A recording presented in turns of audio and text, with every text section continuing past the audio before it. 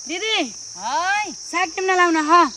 नमस्ते भाग्यमानी भाइ आयो म नि आए भाइ एउटा मुठो तिललाई पनि साग टिप्दिउँला मैले पनि एउटा मुठो लिएर जाम्ला अब सब्जीलाई फेरि अब छैन आफ्नो बारीमा त्यही त टिप टिप लिएर जाऊ खाऊ होइन सागपात खाए अलि आँखा अलिक तौडा हुन्छ कि भनेर यसो राम्रो हुन्छ यसो लाइभमा बस्यो राम्रो लाइक कमेन्ट आउँछ हाम्रा गाउँघरकी बहिनी जस्ती लोइ आउ र आँखा तेजिला हुन्छन् तागत लाग्छ खाए बजारमा किन्न पर्छ के रे लोइ आउ टन्न अलि यता छाउ त टिप्न यस्तो माया गर्ने दिदी बिचरा लोइ आउ खाली मोबाइल चलाएर बसे आँखा कमजोरी भयो भने यस्तो बारीमा साग फलाए बोलाउनु टिपेर लोइदिउँला भनी थिए धन्न आयो बर यति माया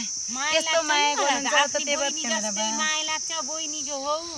यस्तो गाउँघरमा त्यही भएर त गाउँ छोड्न मनै लाग्दैन दिदी यस्तो राम्रो यस्तो